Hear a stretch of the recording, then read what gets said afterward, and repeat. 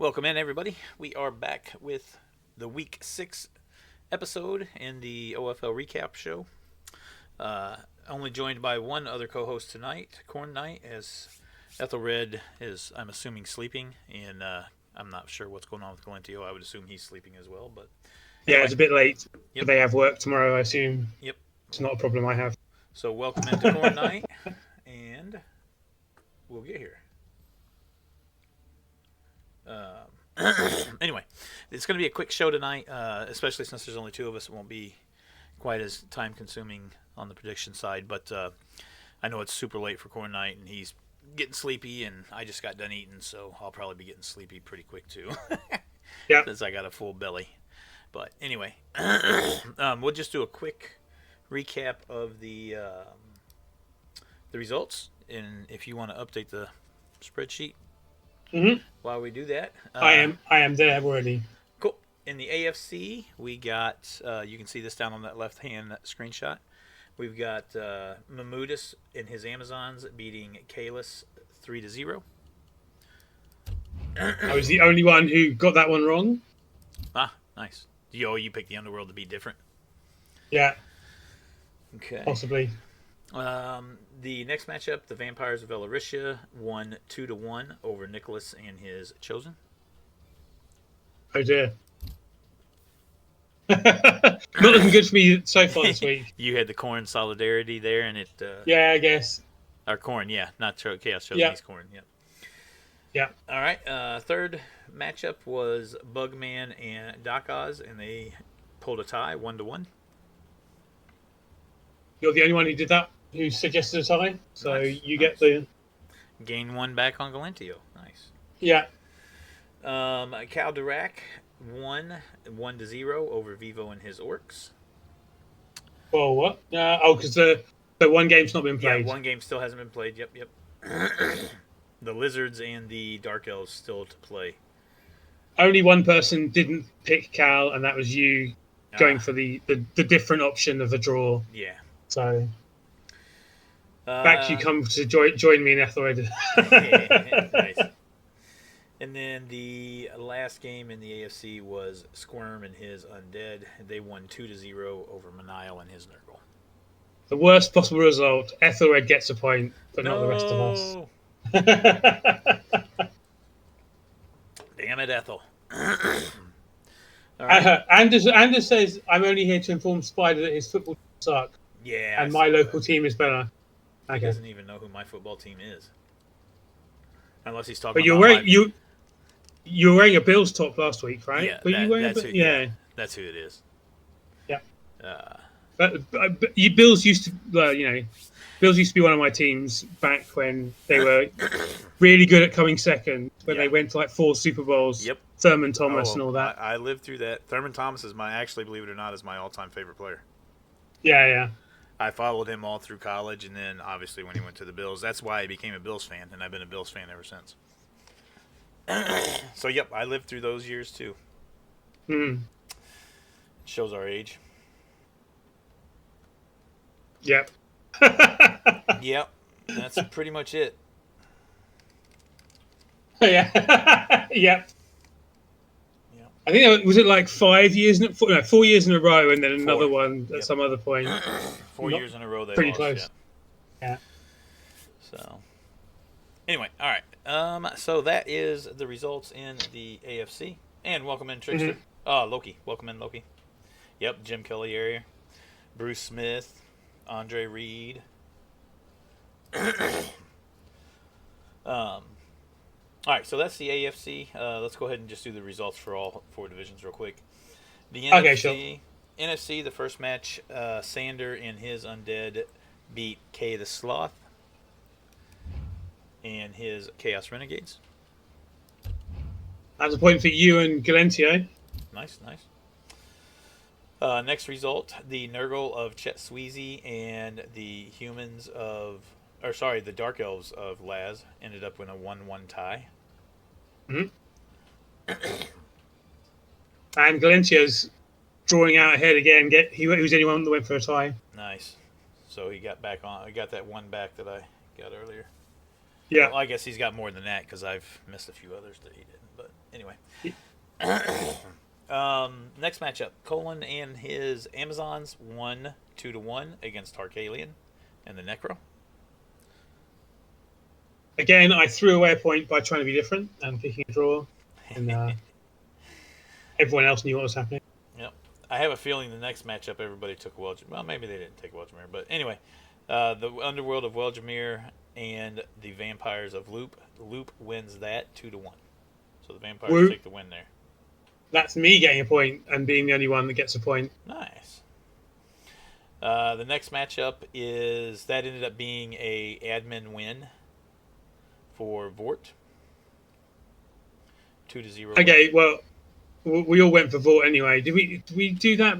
Oh yeah, Because I feel like we knew. Didn't we know it was going to be a Well, we knew that coach was probably not going to play, but even if they or that they might be replaced, but even if they didn't get replaced, I don't think we should get.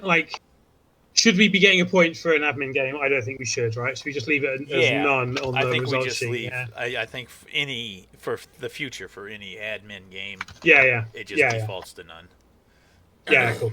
And I do have a coach to replace the orcs. This coach is going to start a new orc team, and I'm going to be working on getting that team built up with that coach tonight. So they should be taking over for next week. So cool. I'll update the spreadsheet with the team, with the name and everything once.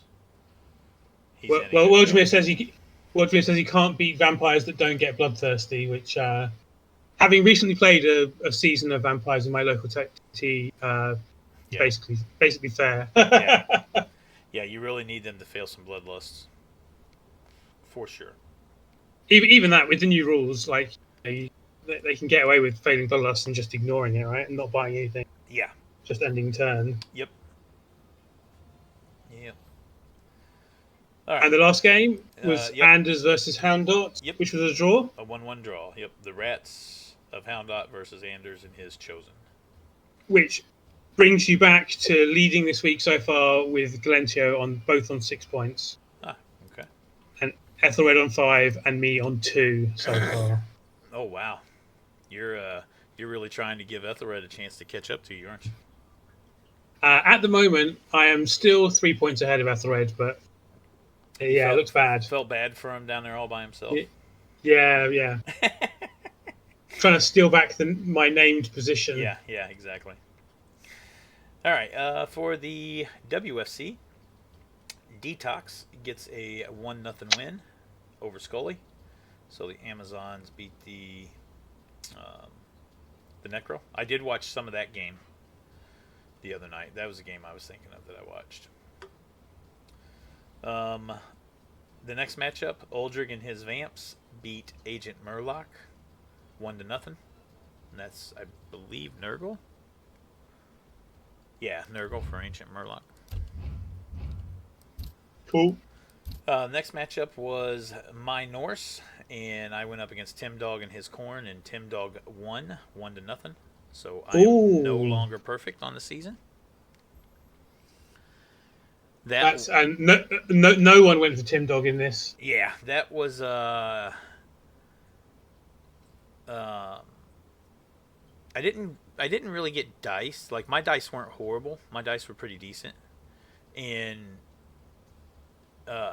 his dice, he had some turnover dice here and there, but they were in non-essential spots. Every time he had to make dice to make stuff happen, he made every roll he needed to make without having to use a reroll, which included a lot of dodges and one die hits to get the ball out. And then I did make one slight positioning mistake where I left him a really good chain push to surf my ball carrier on like turn 4 or 5. I didn't even see it, and he ended up having to make, again, several rolls to get there to do it, but he was able to make them all, and then he surfed my ball carrier. So it was a really well set up play on him, and a good play by him on that. And yeah, so like I said, it's not that he had amazing dice, he just had the right amazing dice at the exact right time. So anyway, good win to him. And I am no longer perfect, so that leaves Galentio as the last unperfect team still, or perfect team Yeah, still. Yeah. yeah, he is, and he is as well. To Yep. give a spoiler. Yep. The next one, Duke and Rushed, have not played yet. And then the fifth matchup is Code Goon and his Rats. He won 2-1 over Sophiana and their Renegades. So the Rats take the win on that one, 2-1.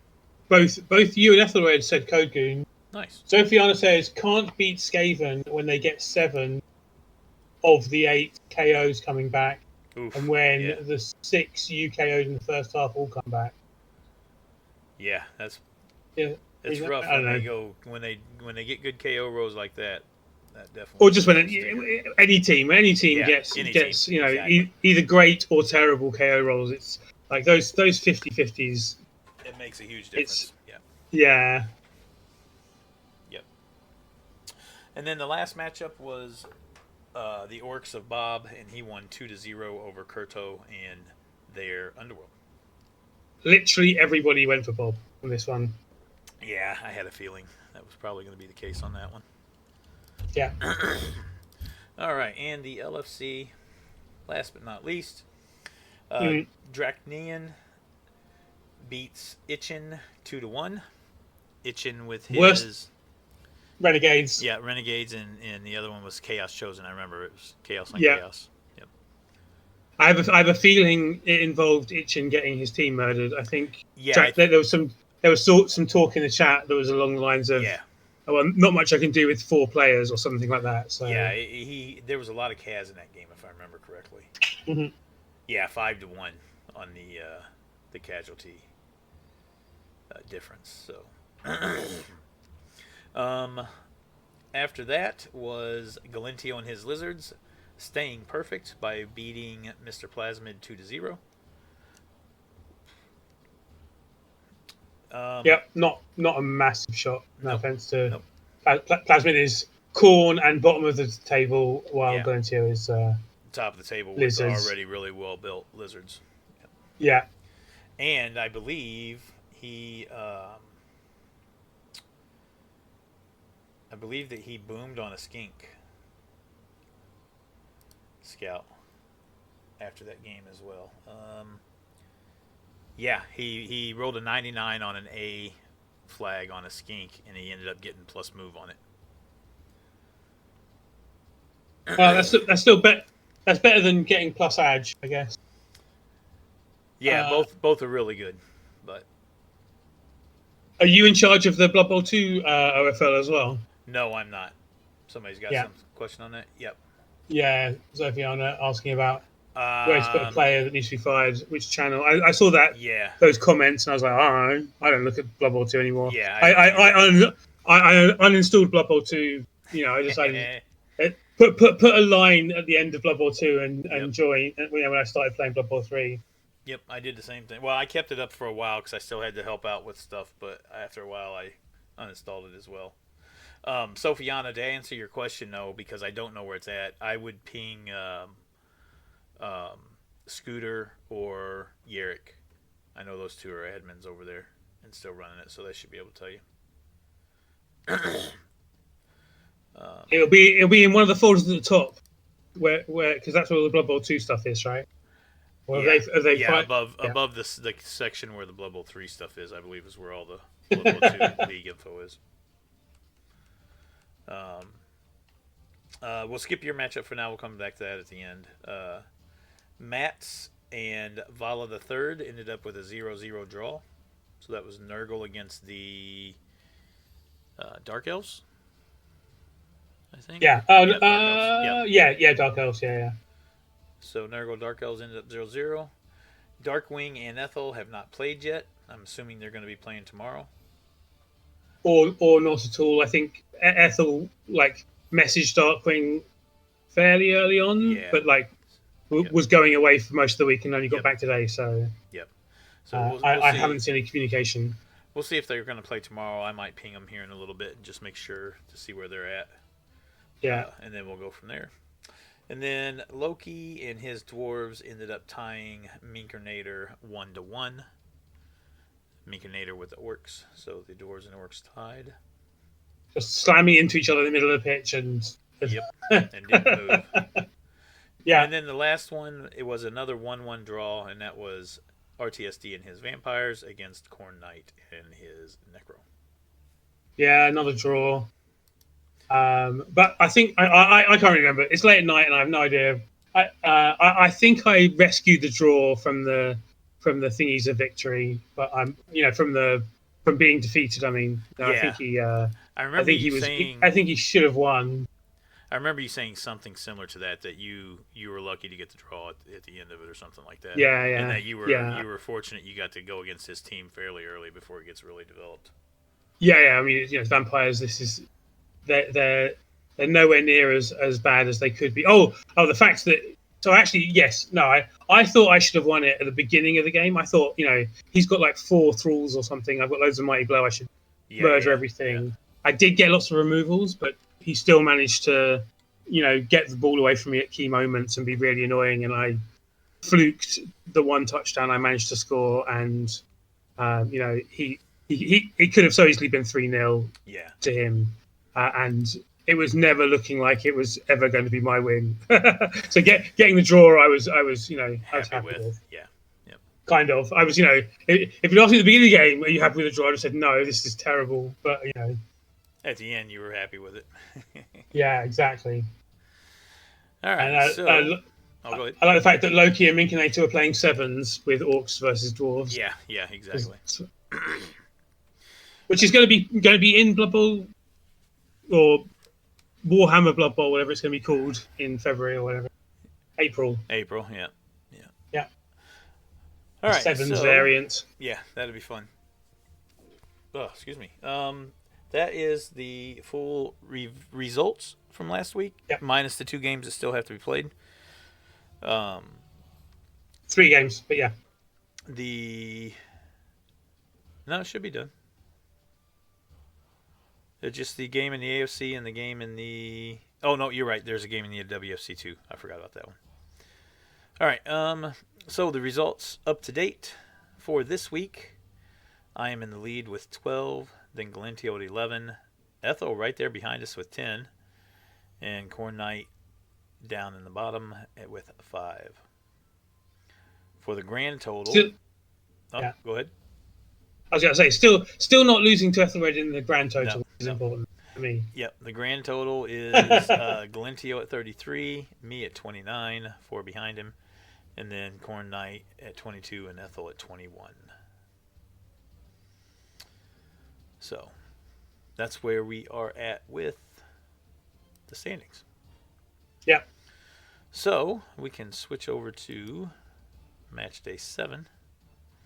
And we can do some quick predictions. In the AFC, we have Kalis Rail versus Nicolaus's Khorne against Underworld. Is that? Yes. Yep. Kalis is Underworld and Nick is Khorne. Yep. Just a real quick look at their teams. 14-20 for the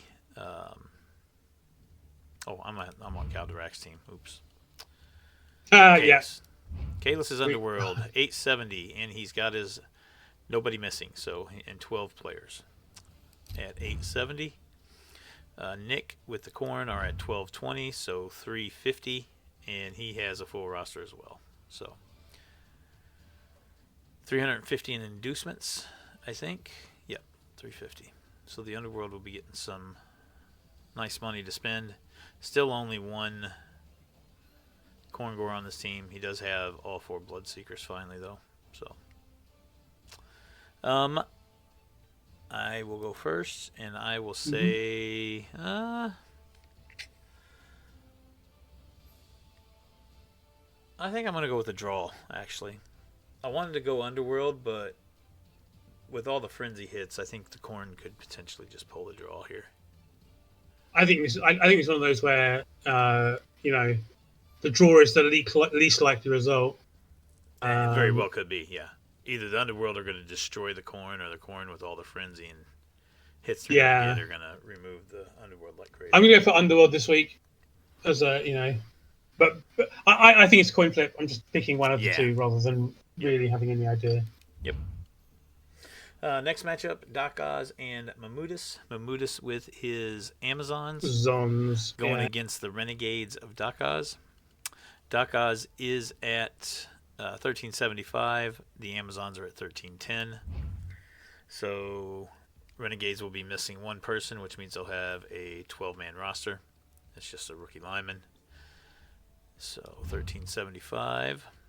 And Mammutus with his Amazons will have his full roster, and we'll have a 12-lady roster. So that'd be 65k in inducements to the Zons. Meh.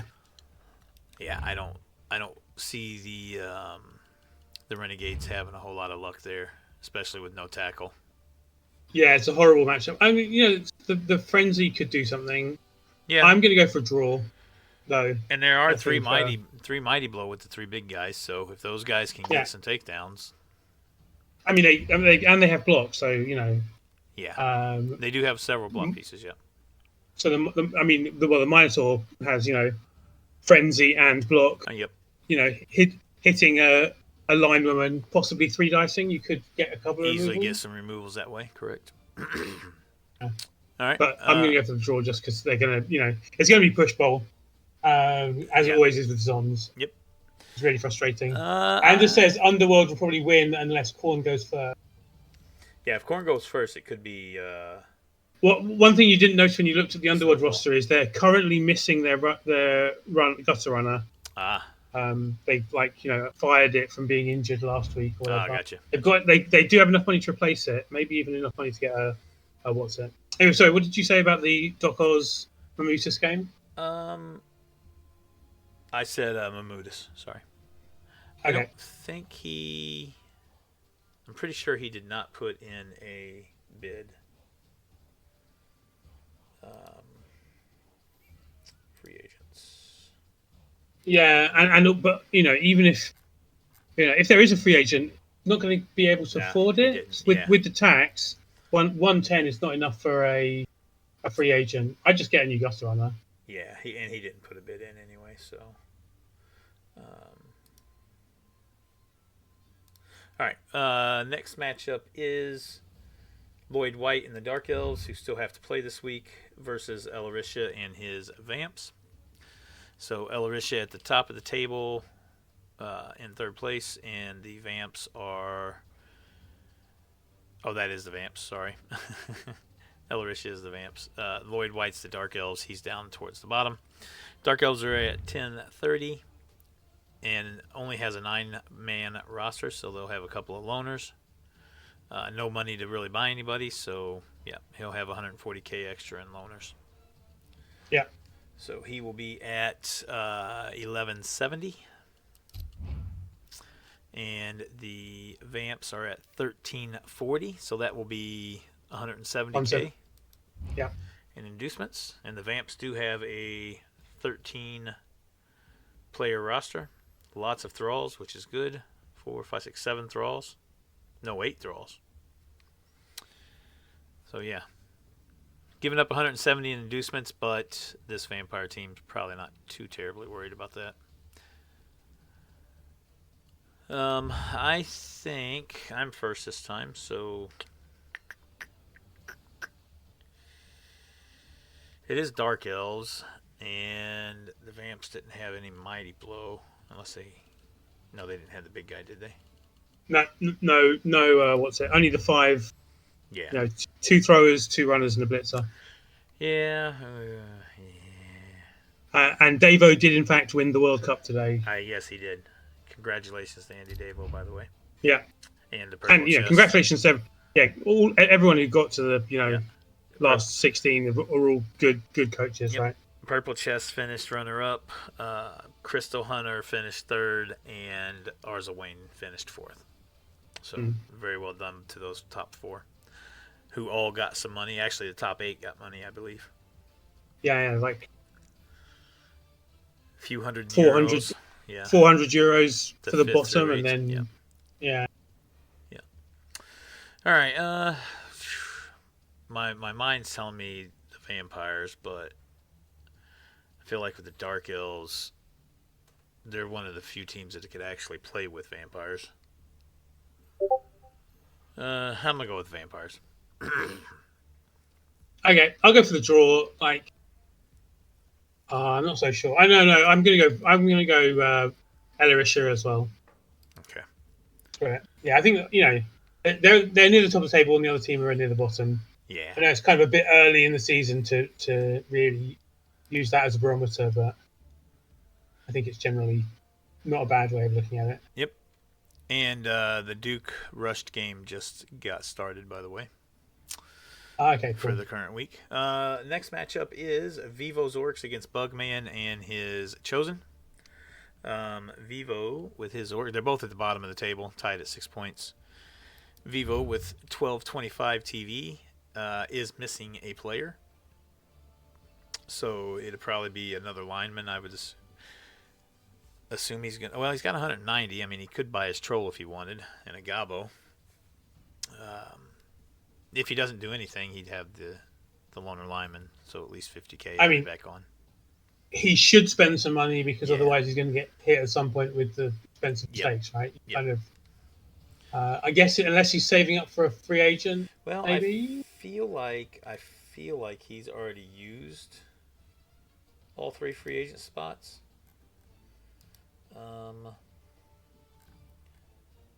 Vivo. He has one. No, he still has an open free agent slot. But he can't. I mean, I guess he could fire that rookie blocker and replace him if he wanted to. Yeah, I mean, that'd be a good choice if you ask me. Yeah. I don't know. I guess we'll see. See what he chooses I mean, to do. the rest of the team seems to be coming on pretty well, right? Yep. Pretty good looking Orc team. Yep. Which he usually develops really good looking Orc teams. So anyway, 1225 there. He is going against Bugman and his chosen. And Bugman did hire a free agent. We just haven't processed it yet. Oh, so his TV is going to be higher. Yes, his free agent that he got is getting chosen. The Beastman named Galactic Fantastic. I take it it's a Claw Mighty Blow, block Claw Mighty Blow claws. Yeah, it is. Galactic Fantastic is Wrestle Tackle 2 heads. Ah, okay. Ball sacker. Nice. Yep, with 10 SPP, so close to getting their next skill. And it will be 120K in value. There's a difference at the moment of 15K between them, so that's going to give 105K to the other team. And depending on what Vivo does as far as spending his money and hiring another player. So, yeah, they're probably going to be fairly close in TV with very minimal inducements.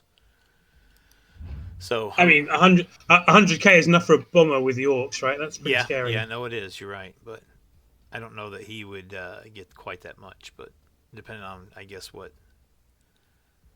he chooses to do with the money that he has, if anything. Yeah. I think I'm first this time. Oh, actually, the Orcs are missing a player, so no, it's less than that. I didn't realize. I thought they were on 11. I didn't realize they were on 10. Nope. Okay. Yep, they're on 10, so they're going to have to do something. It's either take a 50K loaner or buy something. Yeah. So, I'm first. So no, sorry, you're first on this one. I'm first. Yep. I'll wait a second. I'll take the draw. Okay, I'll go with the Orcs. Next one is Manial and his Nurgle against the Lizards of Noman. Again, Noman has not played yet this week, but he is currently in 9th with the Lizards, and Manial is in the middle of the table, 3-way tie with his Nurgle. So 1165 on the Lizards. He's got 2 leveled or skilled up pieces, a Block Source and a Mighty Blow Source. Still carrying that move busted skink. 1165 with 11-man roster. No money to buy anything else. So Manile, yeah. with his Nurgle, he does have some block pieces coming in now. He's got a block Bloater, a block Rotspawn, and a block Pestigore. So this team's starting to get to where they're going to be a little bit scary to face. Yeah, 1180. He's got a 11 Nurgle roster. So currently they both are at 11 on their roster, and it's 1180 to 1165. So 15k in inducements. But the Nurgle do have enough money to buy a 12th player if they want to, right? Yeah. Unless they're setting up something. Yeah, they might be saving for a free agent later on. I am going to go with Manile in this one. Yeah, me too. Actually, no, I'll go for the draw. Okay. And then the last match is Kaldarak versus Squirm. So the top two guys on the table. Necro versus Undead. This should be a really fun game to watch. Squirm. Quite close in TV as well. Yep. Squirm is 1365 with a 13 Undead roster. Looking pretty solid there. 250 in gold. I think he's already got... I don't think he's going to buy any free agent. Put it that way. I think he's already got his free agents. 3 back. Yeah, his free agent's already done. Maybe, or at least... I know Perkins the Bad for sure is one. And Morgenstern is. Yep. Yeah. I don't remember if he had a third one or not. But anyway. That's where he's at, 1365. And Cal with the Necro are at 1420 with a 14 Necro roster. So 14 versus 13 on the player count. And yeah, they both got some good skilled players. And this is going to be a really good matchup, I think. 35-55 in inducements to the Undead. Not really enough to do anything exciting with. Yeah, just a keg, and could potentially make a difference if there's a lot of KOs. So, yeah. You're first. I was going to go Cal. Looking at the teams, I'm starting to... No, okay, I'm going to go Cal. I've gone for enough draws in this division already without... I think I'm going to go with the draw on this one. Yeah, I don't think it's a bad choice at all. Yep. NFC. Yep, next division, NFC. Get this over here. Bam. Okay, so the first game is Chet Sweezy against Sander TM. Yep. And Sander. Chet is Nurgle and Sander is Undead, I believe. Yep, Undead. So Nurgle versus Undead. We'll check the Undead team first. Got a miss next game here on a zombie, so he will have a loner piece to fill it out. Mm-hmm. An extra 40k added on, so 1250 with that Undead team. And Chet is right above him. Both are middle of the table. Chet's Nurgle is missing a Pestigore, and they will have a 12-man roster or bench. And he's at 1195. So 1195 and 1250 is 55 again in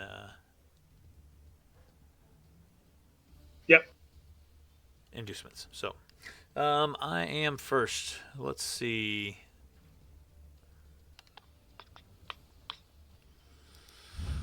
I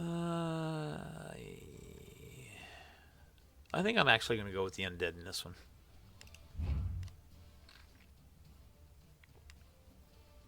I mean, 2 Ghoul Undead is, it's an anathema to Blood Bowl as far as it's not enough ghouls. So I'm going to go for the Nurgle. I was thinking about the draw, but wait, which is I'm going for Nurgle. You're going for I'm going for cool. I'm going for Sander. You're going for Chet. Yeah. Cool. I almost wrote that down the wrong way around. It's embarrassing. But yeah, I was going to go for draw, but they've got 1 draw between them in their combined, 13 games. So maybe the draw's not very likely with these two. Yeah. 1 second here. Plus move. Okay. Next matchup is Colin and Kay the Sloth. Colin playing Amazons and Kay the Sloth playing Renegades. Cullen is the top of the table. Yep. And Kay is currently at the bottom. Yep. So we'll look at Colin, who has 5 wins and 1 loss with his Amazons. 2 really good blockers. Boozons. Yep. Yeah. With 12's on roster. 2 really good blockers there. This team's already looking pretty ugly and nasty. Sitting at 1,300. And going up against the Renegades, who are a stark difference in roster. Yeah. Slightly missing a few players. Yeah. So he's got 6, 7, 8, 9. He'll have 2 loners unless he buys somebody. He does have 145k, so he could buy a piece or 2. Doesn't have the goblin, so Yeah. there is that. Yeah. So yeah, we'll see how that ends up shaking up. But if he bought the goblin, in fact, he can afford to buy 2 players and have a bench. Yeah. And still have money left over in inducements. Yep. If he does nothing, he would get 100k added on to his team value for the 2 loner mercs, so that'd put him at 1180 against the 1,300, which means at the most he would be getting 120 in inducements, which is kind of meh. Yeah. Like this. So, yeah, not looking very promising for the Renegades in this one, but that's why we roll the dice. You never know. You are first on this one. I really want to not go for Cullen, but I can't. I was gonna go for a draw. No, it's just Cullen, isn't it? It's in good conscience, you can't do that to yourself. Yeah. He's good. He's probably the better coach, and the teams are miles apart. Yeah. It's going to take a Nuffle miracle. Yep, I agree. Colon for me as well. Then we got the Vampires of Loop against the Dark Elves of Laz. Another Dark Elf vampire game. Yep. And Laz is up towards the top, with Loop being in the middle. The Dark Elves are missing a Blitzer. That's big. And so that'll be 5, 9, 10. So he'll have a loner unless he spends some of that money on somebody. Honestly, if he's not planning on doing anything else special with that money, he might just fire that Blitzer and buy a new one since it's at 0 SPP. That way you got all 4 Blitzers for the game. But he may have plans for that money. We don't know. He may be wanting to buy a I mean, if you're going to buy a free agent blitz is probably a good idea. So now is the time to do it. Yeah. To do it. Yeah. So, that is the Dark Elves. So they'll be at 1270 minimum, and then they're going up against the Vamps, who I believe have all the Vamps. Yep. Only Fangs. As many Fangs on the pitch as he can get. 12 players. Yep, 12 players. He's got 2 vampires that have boomed. 3 vampires have boomed. Really? Jesus. I know for sure 2. It might be the 3rd. I don't remember on the 3rd. Let's see here. Loop he boomed with the runner Anna Cherie and got move. Yep. He boomed with the thrower Maddie Collins and got dodge. Yeah. And he boomed with the blitzer and took mighty blow. Amber Rose. Yep. So he boomed on all 3 of them. Tackle mighty blow is a statement and a half. No block, no dodge, just just punching skills, going straight hitting. Yep. Who needs block? So this vampire team is already getting very scary. Both runners are block already with a move boosted one. Both throwers are block. Yeah, this thing's getting nasty quick. Mm. All right. Giving the Dark Elves a lot of inducements, though, right? 220 PV of inducements. 1390. Well, 220, but he's going to have at least 70k on the Merc. Sorry, that was including the Merc. Yep. So that would be 150. No, 220 was including the Merc, I thought. No. So he's at 1200 now. Yeah, so 1270. And then 390 is 220 above. That's 120. 1270 to 390. Sorry. Yeah. That's 170, sorry. 170. 120. Jesus Christ. No, it's 220. As I said at the beginning. So I promise. 1270, 1370 is 100. And then 20k more to 1390. Right? He's at 1270 with the Merc. Oh, sorry. No, you're right. It's 170. It's 12. Yeah. I'm an idiot. Yeah, fine. 170 or 120. I think we're both confusing the shit out of each other. Yep. You're half asleep and I'm half high because I smoked before I ate dinner. Good times. Anyway, this is gonna be tough because I feel like the vampires are probably built to be better in this one. But Laz is such a good coach. I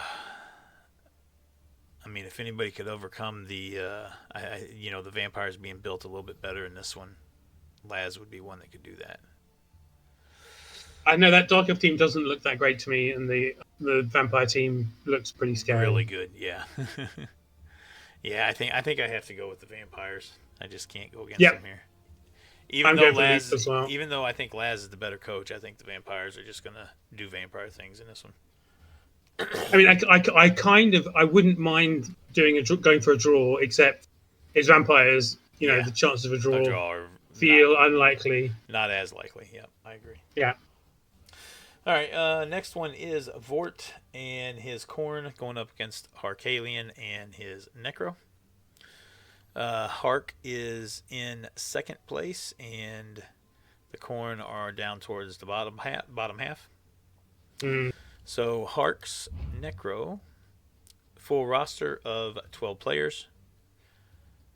Pretty solid looking start there. 3 really good free agents.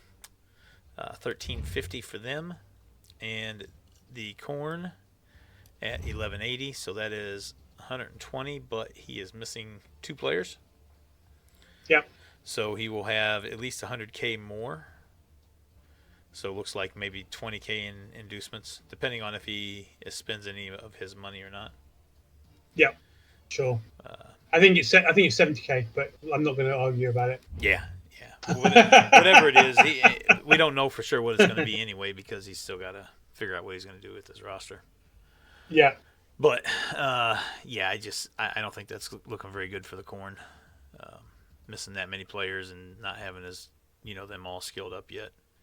I think the Necro are going to have a pretty easy time of it in that one. But you are first. They have the Khorn have got a couple of draws. The Necro don't draw at all. Okay, fine. Harkalion, yeah, convinced me. Yeah, I'm gonna go with Harkalion as well. I just think that Necro team's built way better. And Khorn's already going to struggle typically anyway until they're built up nice. Yeah. All right, Houndot and his rats up against Welgemere and the Underworld. So a bunch of rats running around the pitch in this one. Two gutter rats against one gutter rat. Yep. And they are both tied at 10 and on the top half of the table. So that should be a fun one to watch. And they're pretty close in TV as well, it looks like. The Rats are actually missing a player, so they'll only have 11 with the 1350 roster. But two nice looking players there with the Rat Ogre and the Blitzer. Wait, they've got 3 gutter runners. Yeah, he bought I a thought third. I thought No, he bought a third. he bought the third. I think before last week. Actually, I think he played this current week with him. Oh, he bought him 2 weeks ago. Yeah, so he's already played two games. He probably heard us talking about it and said, "Yeah, I should probably buy another one." He could buy his fourth if he wanted to. He's got enough. And let's not go crazy here, you know. I mean, we're getting up to 12 players, which I think is worth it for Skaven, right? Yep, I agree. But currently, as it sits, he will have 1350. And the other rats of Welgemere with a 15 Underworld roster. And I see his free agent Snotling is still alive and kicking. He also has crazy. Welgemere's in chat, by the way, and he mentioned that there were adverts at the moment we talked about him. I guess that was the. Gotcha. Yeah. And just telling him to go to bed. Yep. Welcome in, Lady LaFay, and thank you if you're still around. Not a problem. Right when you're getting to me. Let me see here. Is the ad still going? I think it stopped. Yeah, it was a little while ago, I think. 1 minute, second will remove upcoming auto ad. Oh, okay. Anyway, yeah. So, Welgemere's team. He's also got the really good Rat Ogre and Blitzer that will equally match the Rat Ogre and the Blitzer on the actual Skaven team. These two are actually built a little bit better. But both of them, their team is really that Rat Ogre and that Blitzer. A lot more players on the Underworld roster with the 15-man roster, so he can just keep throwing players out there. And he will be getting inducements. If they went in exactly as they are now, he would get 35k in inducements. Yeah, not very much. But if Hound.Dot were to buy that other gutter runner, that'd be another 85 on top. So that would be a big difference, because then he could get a bribe or biased ref. Two bribes. Yeah, 2 bribes, right? Because they're 50k for him. Mm-hmm. Yep. So yeah, that would definitely be a big difference if he decided to go with the 4th gutter runner. But on the other hand, going into a game with 11 rats against a team 15. That you expect to foul a lot again. It's not a very pretty thing to go into a game looking at. Welgemere says Ironhard skin for the win, which is, Yep. Fair. Yep. The Ironhard skin is the thing that makes the matchup particularly different, right? The rats have 2 killers, but the killers have no protection. Yep, exactly. Or less protection. I am first, so I am going to take a rat team. I think I'm probably going to go with Welgemere just because he's got the deeper bench, and I know he's going to be fouling.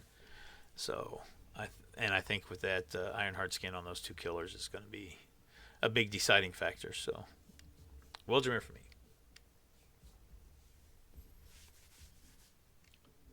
I'm going to go for a draw. No, am I? They're actually on exactly the same records as well. Yep, they are. Yeah. This might be the match of the week, actually. Yeah. I'll go for a draw. Okay. Welgemere, if you're still in. Well, Welgemere picks Welgemere as well. Yeah. Maybe we'll see. Okay, interesting. Maybe we'll see if we can get. I do think he's a newer coach, and I think he streams. So. Yeah, he might. Okay. I'm pretty sure he's a newer coach, but I don't know if he streams. Yeah. I think Run Bad has rated him a few times, so that's where I've known from. I'll mention something to both Welgemere and Hound.Dot, but Welgemere, since you're in here, I'll say it now. Maybe we'll see if we can get you guys to both jump on for a few minutes next week to highlight your game when we do it next Sunday. assuming that's when we're going to do it again next Sunday. Yeah. Yeah, so I'll ping you both and see, and if you can, or even if you can't, maybe you can do a nice little write up with how you saw things on your end, type of thing, highlights type of thing, and we can spend a few minutes talking on it because that should be a really good match. Both in the top half, tied, same record. Should be a fun one. I'm intrigued by the harder to be an older coach than Welgemere comment, and how old that actually means he is. He's pretty old. He's retired, so military, or he either worked for the military or was in the military. I can't remember. Does that mean the retirement's younger as well, though? That's like, Navy. Yes, he was military. Okay, I couldn't remember if it was so, that you worked for him or you were actually in it. So yeah. And he's not that old. Okay, cool. Yeah, in my TT, there's a couple of guys who are retirement age 29, and have actually 29 and a half years in the Navy, so he's old enough. Thank you for your service, by the way. I served in the Army as well. Back during Desert Storm 2 in the mid-90s. Nice, Anders. I think I knew that. Or at least I think I knew you guys were in a tabletop league together, if I remember right. Or maybe I'm thinking of somebody else. But all right, last match in this division is Anders and his Chosen against what is going to be a replacement Orc team. Once I get that Orc team in. So wait, who's the coach that's replacing the Orc? Is that obviously that's going to have an effect on my Yep, that's why I was saying it now. So we'll go ahead and we'll do that. Let me see if we can find him in here. Because he said he joined the league.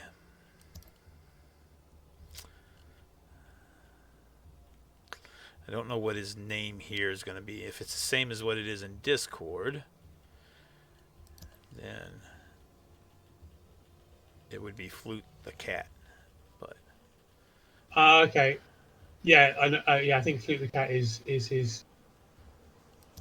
Is it?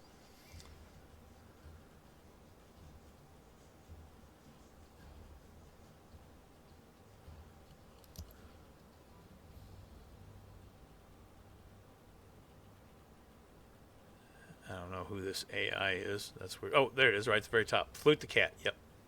That would be the new Orc team, and I'll show the Orc team here in just a second. Because he built it out on an outside document. All right, so let's look at Anders' Chosen real quick. Anders is at the bottom of the table.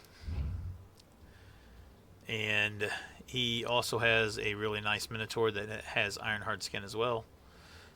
12-man Chosen roster. Got all 4 blockers now finally. And sitting at 1450. The Orcs are coming in as... Oh, I don't have it open anymore. I shut it down. Let me go find this real quick. Bam, there we go. Alright, so he is looking at 4 biggins, 4 blitzers, a thrower, 2 linemen. So he'll have an 11-man roster. He will be starting with these 3 free agents. A biggin blocker with block. A thrower with leader block and a stat up. He'll have to roll for the stat up, so we don't know what it is yet. And then this blitzer with guard, mighty blow, tackle, dodge, and grab. I think one of those might be a... Oh no, the biggin I think is the one that had a random skill. One of these had a random skill. I want to say it's the biggin, but anyway, that's what the 3 free agents he'll be starting with. He'll also get 2 random rookies. We'll get 6 SPP, so he could have 2 other skills as well. And it could be anybody that's a rookie on his team. So He will have only one reroll and an APO. And he'll be at 1145 to start, not counting his whatever skills he gets free from the skills random and stuff. Yep. SCPs. And, Yep. Yep. So, yeah, that's what we're looking at. He's like 300 TV less than Anders is Chaos. Yes. Yep. And I know he runs a bunch of other leagues, and I know he's been playing for a while, so I'm assuming he's a good coach. I've never actually seen him play, so I can't really speak to that. But yeah. Yeah, I know him from, I think he's in Runbad's or Kind Sir's league, Kibble. I know him from. Maybe somewhere else as well. I'm sure I know him more than that. Yeah, anyway. You are first. But 300 TV is a lot, so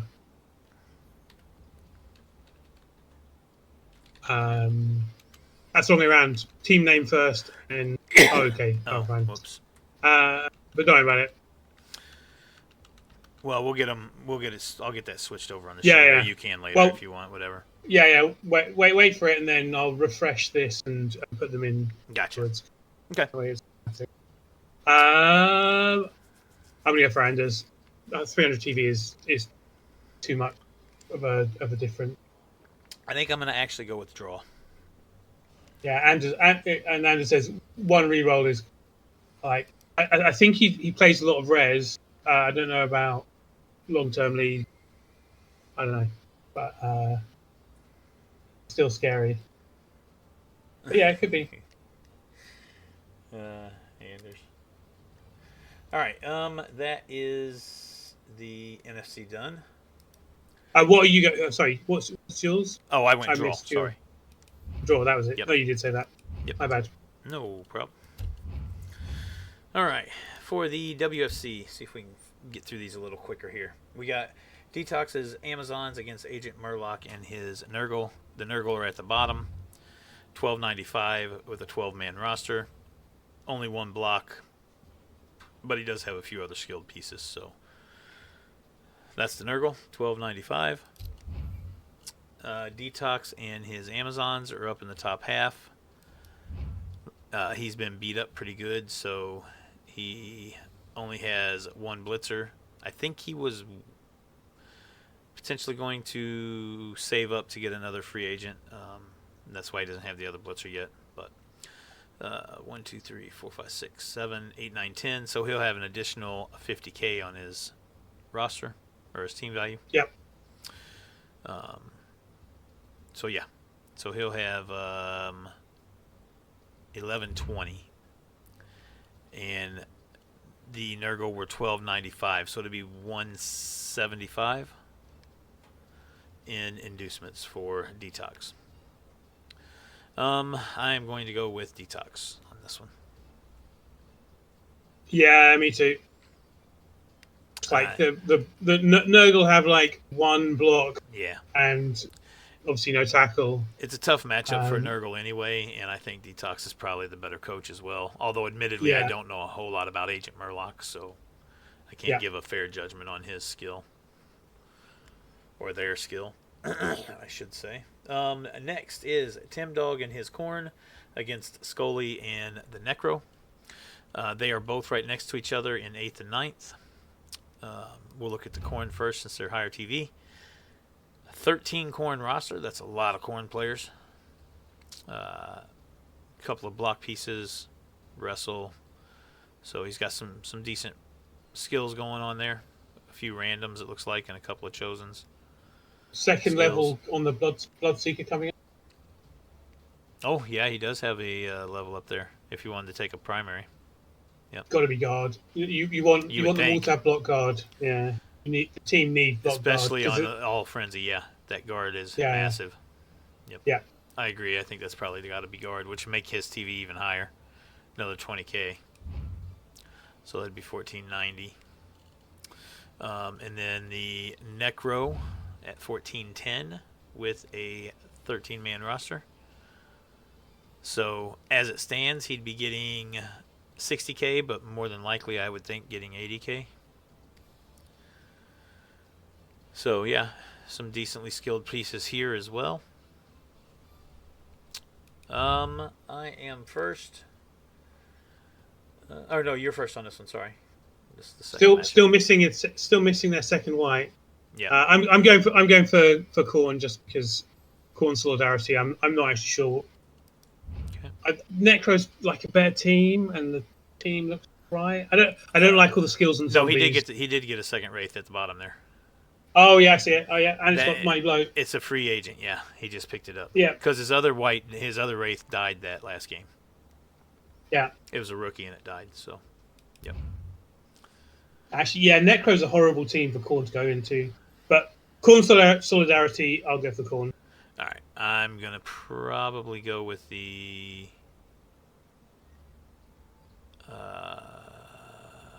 You know what? I'm gonna go with the draw. Thought you might. Next one is Rushed and the Goblins against Uldrig and his Vamps. This should be an interesting one. They are both, Uldrig's in the top 3. Rushed is right in the middle. Uldrig's Vamps are 12-man roster, lots of thralls, couple of nice randoms. Oh wow, two of them random block. That's good. Rushed hasn't played his game from last week as well, right? So yep. You know, if he wins his game, they're on the same record. Yep, and his roster could look differently. And yeah, Uldrig is missing a Vampire Blitzer. So a real quick funny highlight of the game, because I was watching the game when this happened. Uldrig was on the sideline and with a few turns left and was going to score to win 1-0 pretty easily. The team he's playing wasn't going to be able to stop him. So he decided to, and he still had a couple rerolls left. He had the ball in one of his runner's hands over on the sideline. He decides to blitz with the blitzer, which does the hit, and then he wanted to run the blitzer down to the end zone. I'm guessing he was going to hand off to the blitzer to try to get them the touchdown. Yeah. And so he did the hit. Everything's fine. He runs down to the end zone, double ones to go for it, and takes himself out and injures himself and fails to regen. But then he ended up scoring with the runner the next turn anyway. But that's why he is missing the blitzer this game. He does have enough money to buy the other blitzer. Yeah. They are 110. I don't know if he would do a free agent or just buy a rookie. I don't know which one he would do. Mm-hmm. He's been very vocal that the generated vampire free agents that came out of the chat GPT that we didn't give any favors to vampire coaches. They weren't very. I do think like they're okay, and it's kind of interesting, and it's they're random at least. You can't really complain. Yeah. But most of the free agents are like one skill, and it's a random that's kind of a bit weird. Yeah. And I think also the fact that you don't get any extra SPP makes it a little hard, yeah. I actually, it's one of the things I look for in the free agents is how many SPPs they have. They still have, yeah. How close am I to the next level? Because it's kind of like a bonus on top of whatever you're buying, right? And that's a very good point. Maybe that's something that we look at for future pre-generated free agents. Whenever we have to run those, we start them at a certain amount of SPP. Like if it's a one skilled piece, they start at half SPP, three SPP to get there. I think it's fine if some of them are 0, but just the fact that all of them were 0 makes it harder. Yeah. Yeah. Like for instance, when the Chorfs get released, as we'll have to generate some free agents for the Chorf roster. So maybe that's something we look at, potentially having a few of them come in with SPP. It doesn't need to be much, even if it's just like a couple, 3 or 4 or something. 3, it's still better than if you're weighing up to 2 free agents and one of them's got 0 and the other's got 3, then you go, oh well, yeah. Yeah, you're gonna definitely lean towards the one with 3. Yeah. All right, so that's the vampires, and he is up against Rushed, who we haven't seen yet. Who hasn't played his game yet, so Yeah, the yeah. team might change. Yep. He's got his full roster as of now, but he still has to play this week. So, and this He's week got quite a bit of money though, so he could probably rebuy anything unimportant that dies. He's actually playing right now as we speak. So we can just fire that up real quick and just kind of see where they're at. See if he's got much damage to his team yet. They are going into halftime, it looks like. Still 0-0. And the ball's on the pitch. And he has no damage. Just one KO at this point. Perfect Goblin drive. And no damage besides KOs on the humans as well. But it was the Goblin drive, right? So Yep. So the humans have defended against the score. And yeah, it doesn't look like the. Well, I guess he could always throw, or has he activated that both those throws? No. Oh, they're already done. It's turn 8 of the humans. Yeah. It's literally at halftime. Okay. So we see where those guys are at, and he has no damage to his team currently. So always possible it could be a snowball in the second half, but.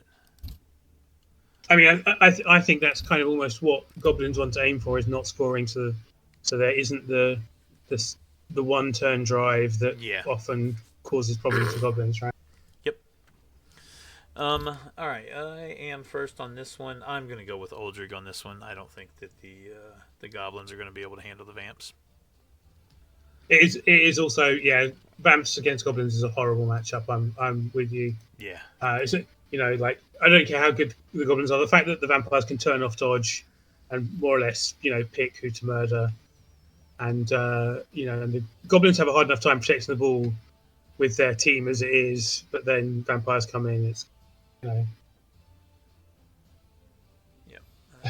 Welgemere says you just jinxed them and it's going to be a second half slaughter. Although it's Goblins, you can be certain that there will be a second half slaughter. The question is which side gets slaughtered. Yep, exactly. All right. The next matchup is your game. My Norse against Sophiana and their Renegades. So let's look at the Renegades first here. A 11-man roster, as the Dark Elf will be missing, sitting at 1375. Couple of nicely skilled players, a guard piece, a couple of Mighty Blow with four Mighty Blow with the 3 big guys. Yeah, Did they always have the Minotaur and the Rat Ogre? I feel like they have. The Minotaur is definitely not a free agent. No. The Rat Ogre, I'm pretty sure was. Yeah, it was. And I feel like the Orc was as well. But yeah, the Minotaur's only played 3 games. Maybe I was thinking about, but like. I think it's a bad idea to have both the Minotaur and the Rat Ogre because you can't blitz with them both on the same turn. And unless one's marking, they're just you're only getting a hit with one of them anyway. Yeah, the majority of the time, I agree. I think your two of your big guys need to be the Troll and the Ogre, and then one way or the other on the other one. Pick the other two. I actually don't really like the Rat Ogre for Renegades. Yeah, Minotaur was new. Yep. 1375 for them. And for my Norse, I honestly don't remember what my roster looks like. Oh, that's right. I didn't have a whole lot of damage. I just didn't have the time I needed. Yeah. So anyway, that will put me at 13. He was at 1475, I think. So no inducements basically in this one. I think. I fired my Niggled Ulf that had 2 SPP, and bought a new Ulf to start off with since I had the extra money. No sense in keeping a rookie Ulf that was already niggled, that only had 2 SPP.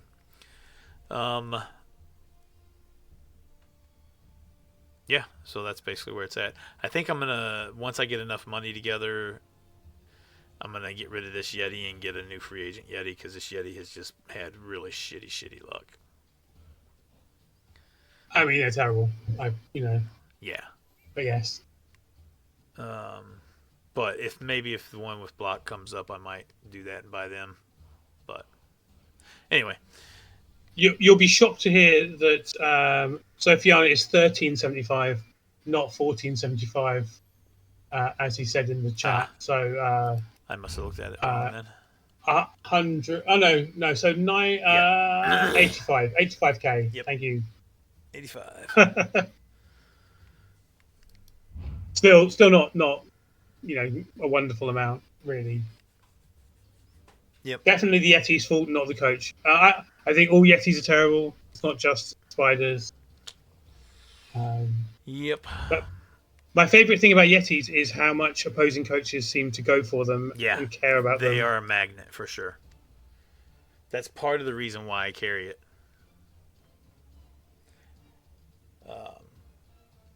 But anyway. All right. So obviously I'm going for myself. Yeah, obviously. I think that no offense, Sofiana, but I think it's going for Spider as well. It's a bad matchup for Renegades in my opinion. It is, but I will say there is the chance of he's got 4 mighty blows, so yeah. Yeah. He just 2 of those mighty blows get a hit every turn. It's a good chance that I could lose a player each time, or each mighty turn. blow Skaven is a choice as well.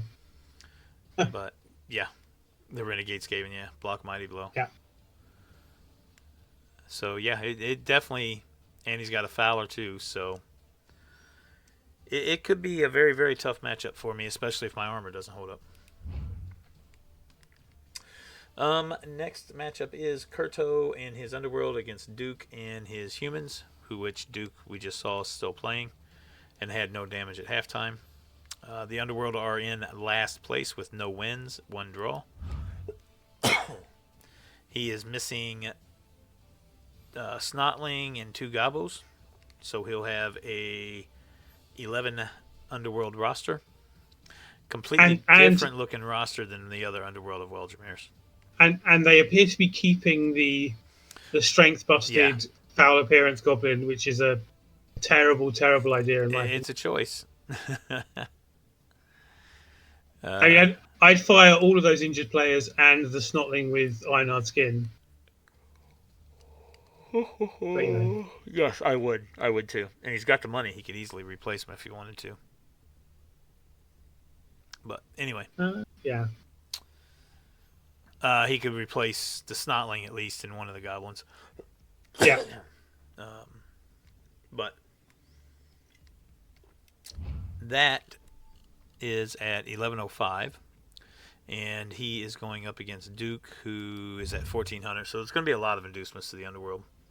And this roster could be a little bit different too, depending on how he's gotten SPP distribution and stuff like that, if he takes any injuries this second half.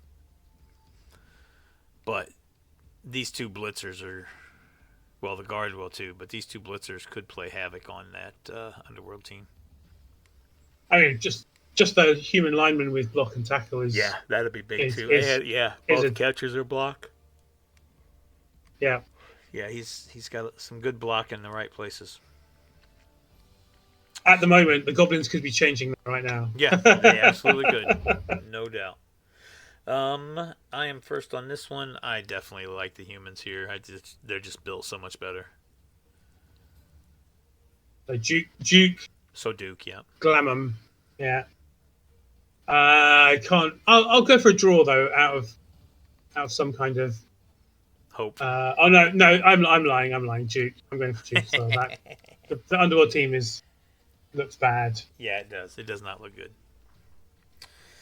And the last matchup is the Orcs from Bob against the Rats of Codegoon. And Weldemir says fire Underworld, injured Underworld at the end of every match. Yep. Goblins, Snotlings, and Clan Rat, which I think I've kept some injured Clan Rats, but rookie ones, yes. If they're skilled, it depends on what skills they have, right? But just AV busts and strength busts, which is what we were looking at on that sheet. They should just definitely go on almost anything on any team, frankly. Yeah. Yep. All right. So, I guess strength busts on Snotlings are fine. Yeah. Code Goon against Bob. No yeah. Yeah. All right. So Bob and Code Goon, they're both in the top half of the bracket, second and fourth place. We'll look at Bob's Orcs force first. Lots of skills showing up here. He does carry the troll. Yeah, this team's already looking pretty gross. And he's at 1450. And the rats are at 1210, so it looks like 240 in inducements. 2, 3, 4. Yep, he'll have an 11 rat roster. So he's got 200k. He could buy if he wanted to before the game starts. Yeah, get bench. Yeah. I do think bench is important for the AV 8+ team. A couple of clan rats would put him another 100k, so that would put him at 1310. That would give him 140. So maybe if he's wanting to go the wizard, he wouldn't go that route. But it'd be interesting to see what he chooses to go on that. All right, you are first. I'm going to go for the Orcs. Actually, yeah, I've played Bob a few times, but I don't know anything about Code Goon. Yeah, I don't know a whole lot about him either. I know that he's a fairly newer coach. I think he played with Weljamir in USAB first, and then kind of went over to Goblin and then the OFL. I have a vague, feeling that I've gone against Code Goon a couple of times and lost points because he's won against people I thought he would lose against. So like last week. So I think he's better than than just some random, right? He beat Tim Dog and Zofia. Yep.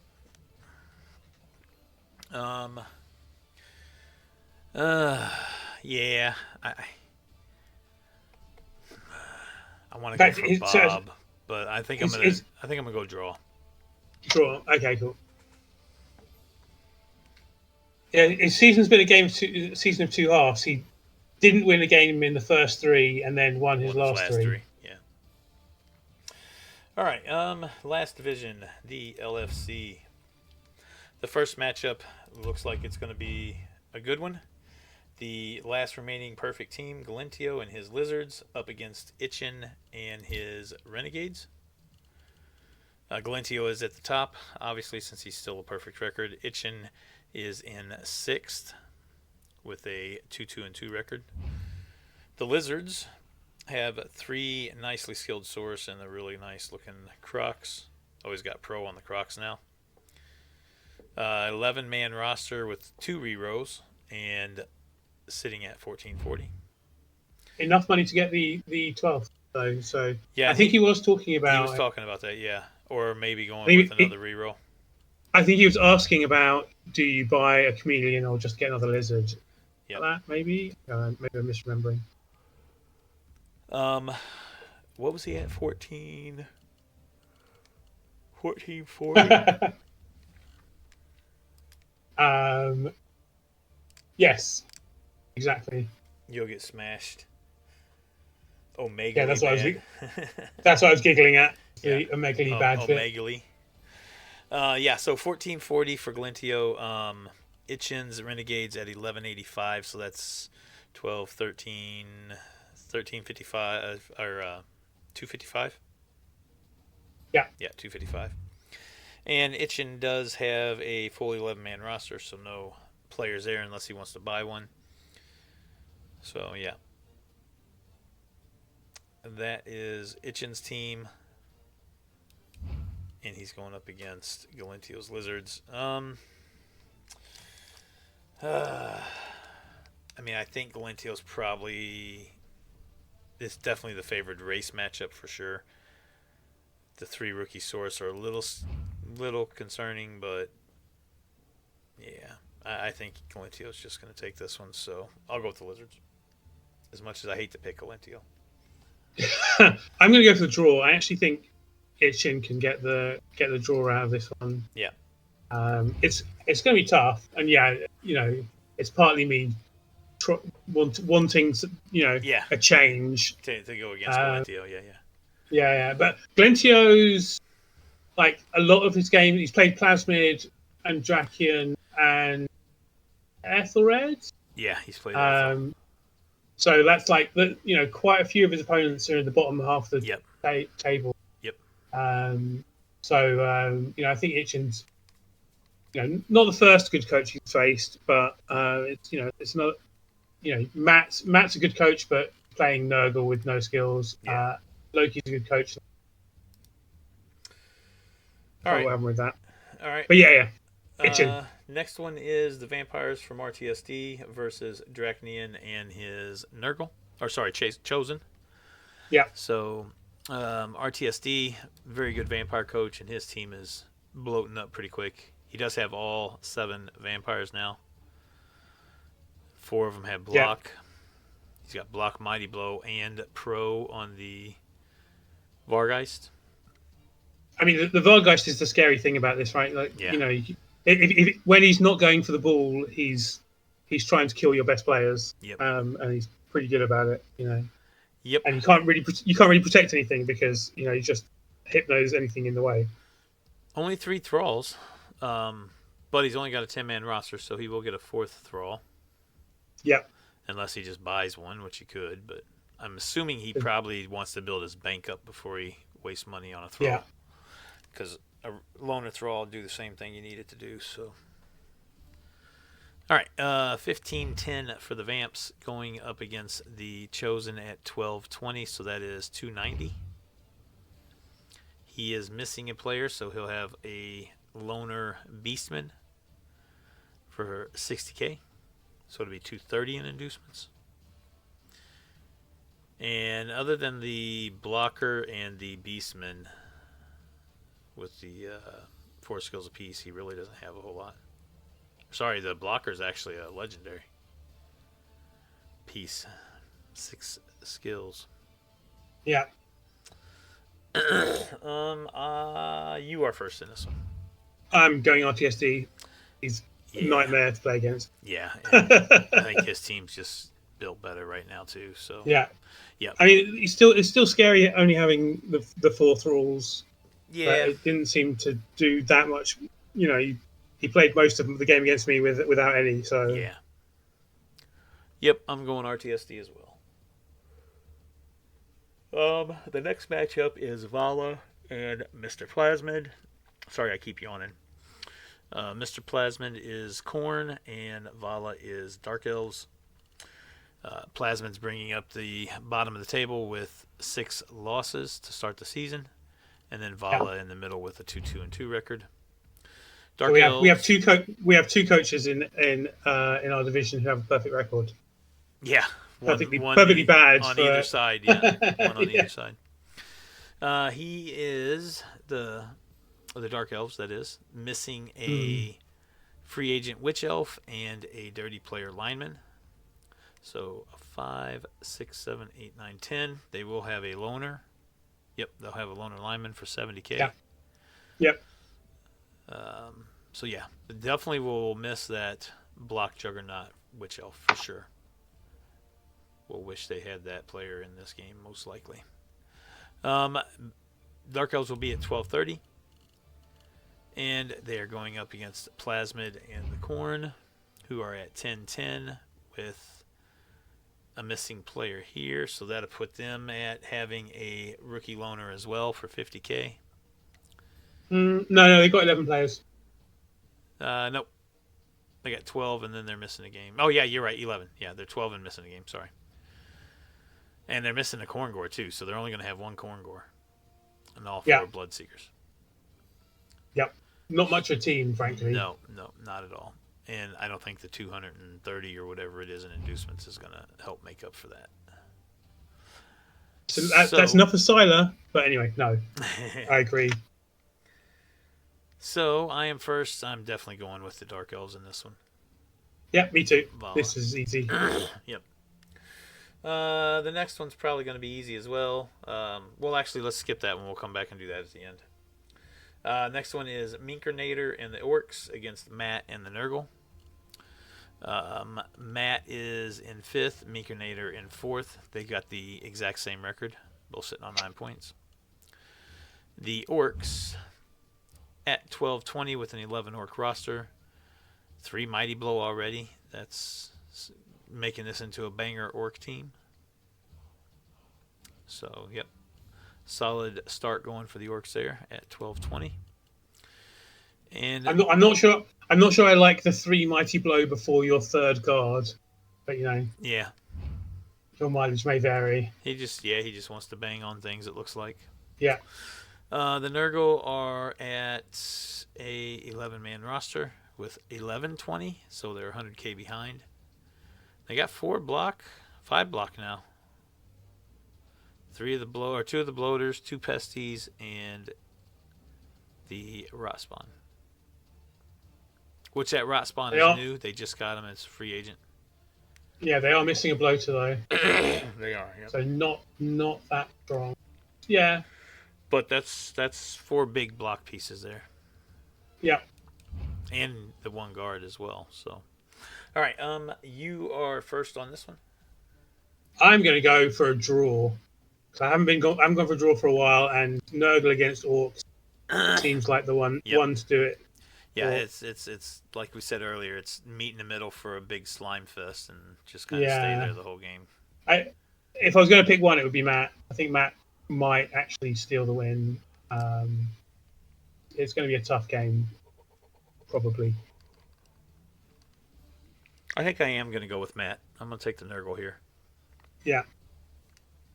And then the bottom matchup, Loki's Dwarves against the Dark Elf and the Pro Elves.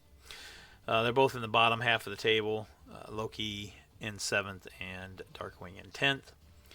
The Dwarves are sitting at 11-20, and they are missing a blocker lineman. 2, 3, 4, 5, 6, 7, 8, 9, 10. So that'll leave him with a rookie loner blocker lineman. Yeah. So he'll have an additional 70k. That'll put him at 1190 total. Nothing really crazy about this team except for the super goofy runner. And the lack of SPP on blitzers. I'd be actually trying to get SPP on the blitzers. Yeah, handing it off to him, whatever. Yeah. Yep. What? All right, so 1120 or 1190, sorry, 1190 with the loner.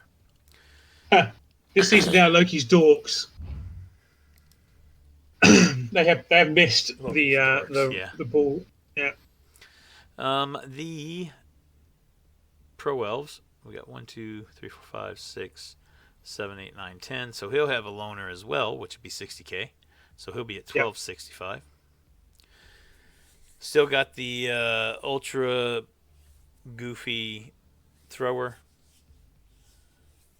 Yeah. That is strength broke, move broke, and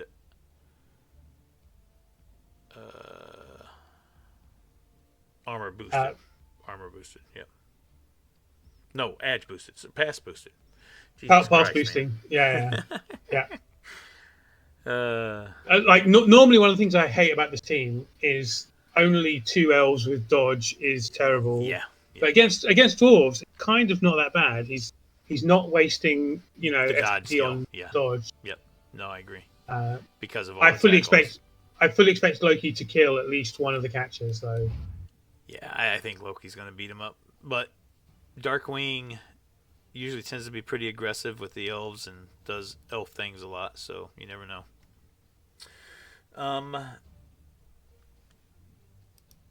I am first on this one. I think I'm actually going to go draw on this one. I think you're crazy. I'm going for Loki.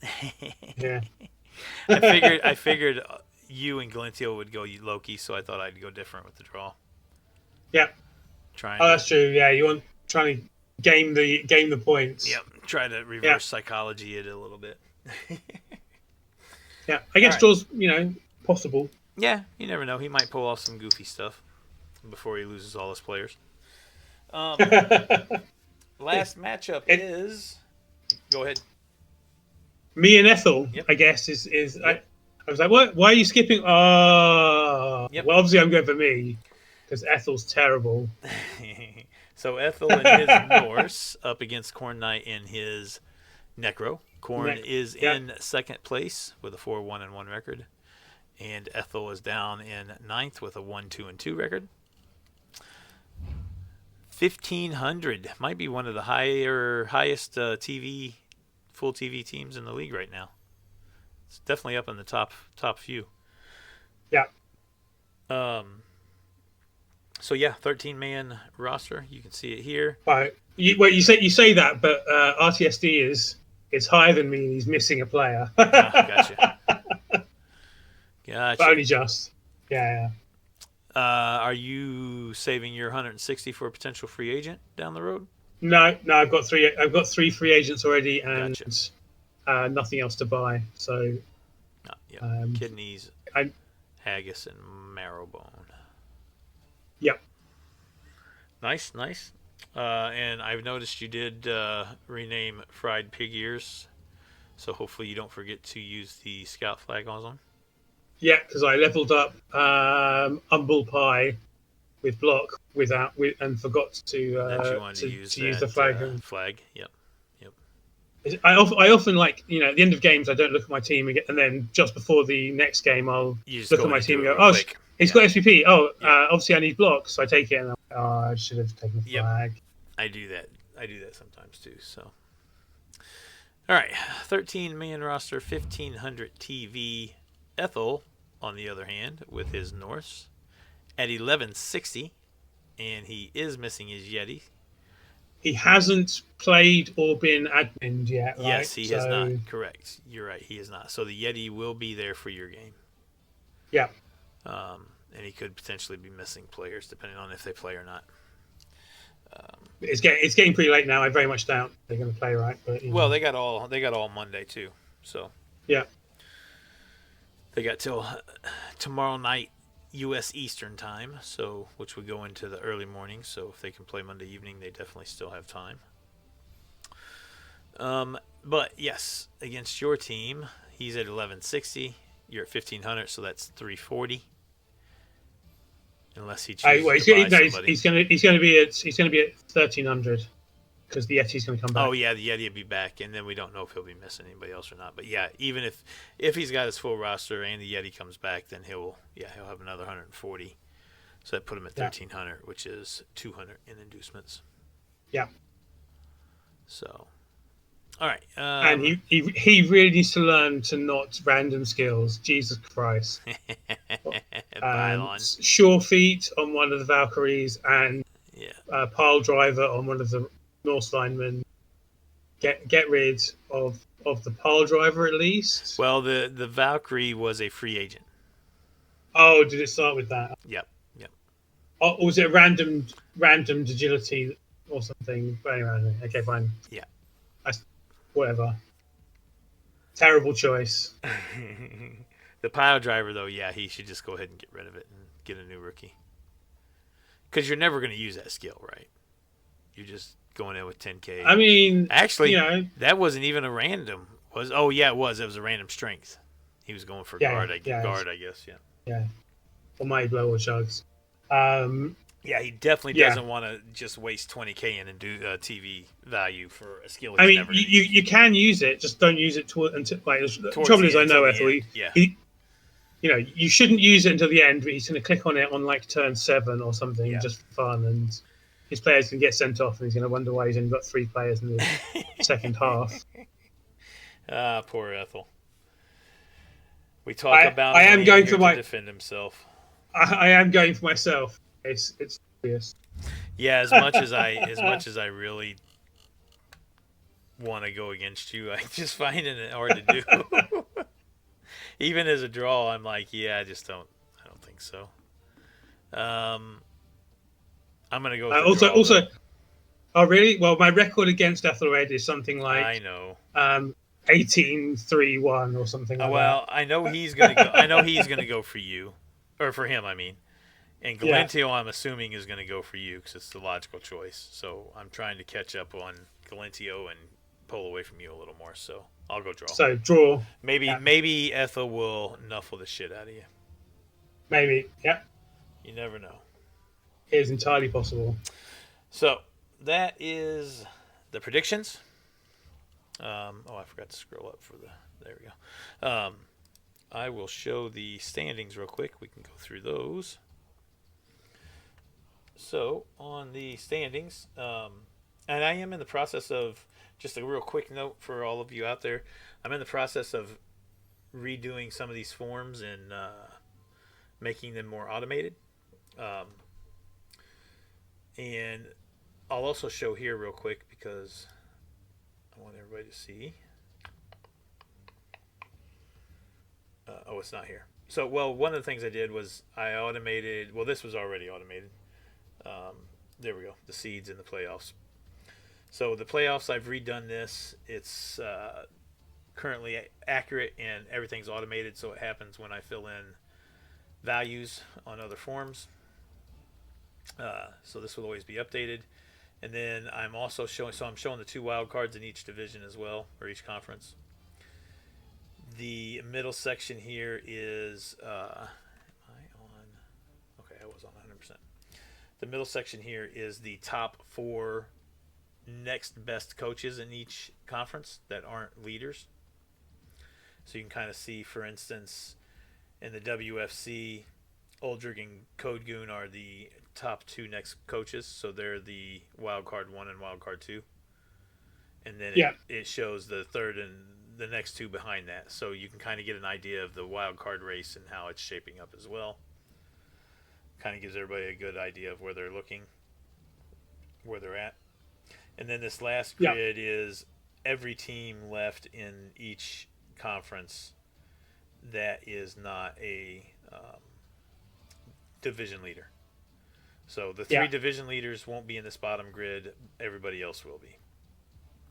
So that's kind of what we did there. That's all automated now, like I said. And then after this all automates, it also hits the overall seeds, which is now currently fully fleshed out and active as well.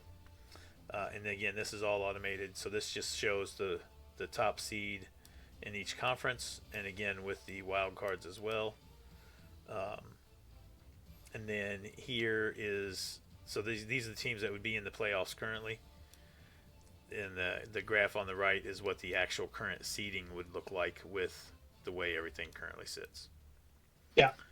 So the top 12 seeds, and then the next 8 are wild cards, and then the remaining 11 seeds or 12 seeds are the buys. So that's what the playoffs would look like if they started right now today. Mm. So, and again, this is all, like I said, all automated, all done. And this guy's a different color than the others. Interesting. What's the color there? I think it should be that color. Yep, there we go.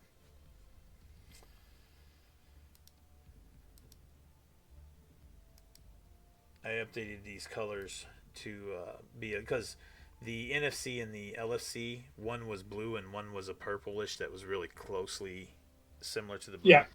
And for somebody like myself that's colorblind, it's kind of hard to see the difference. So I updated the color for the NFC on all the pages. So anyway, those 2 pages are completely automated now, so you can kind of get an idea of where the playoffs are, where they're sitting.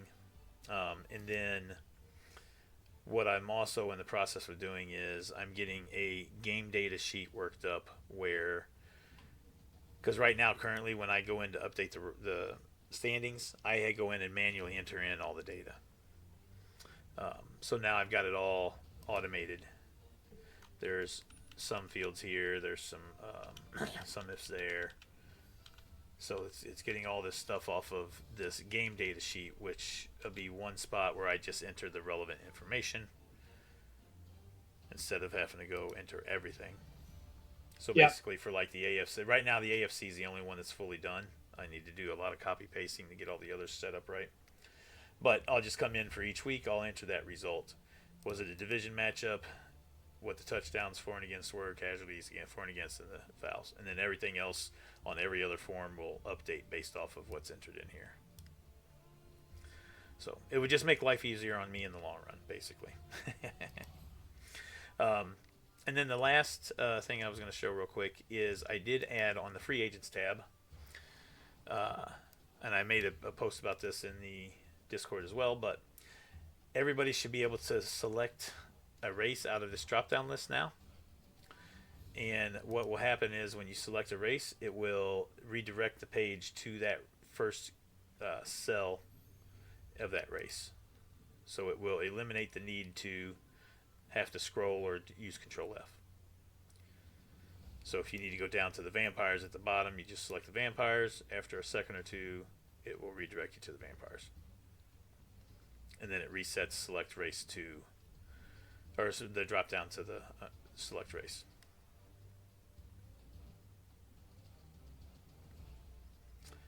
All, actually, I don't think I did anything for all. So that probably won't. Yeah, no, I just randomly clicked. Yep. Happened to accidentally click on all. That's a good thing, though. I should probably allow for all. I didn't even think about it. Actually, what I'll do for all is I'll have it redirect back to the very top. Yeah. So just makes it a little bit easier, because I know a lot of coaches were having to scroll forever to get down to the bottom of the list, or we're just doing a Control F. Now it's pretty easy. You just select what you want out of the race. It will take you there. And you shouldn't be able to do anything else on the page as far as clicking the two buttons or, changing data or anything like that. So a little bit of quality of life improvement. Hopefully everybody will enjoy that.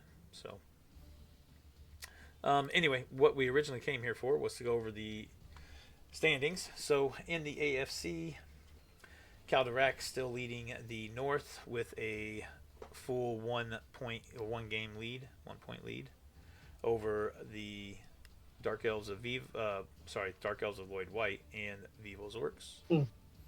Actually, Vivo's Orcs are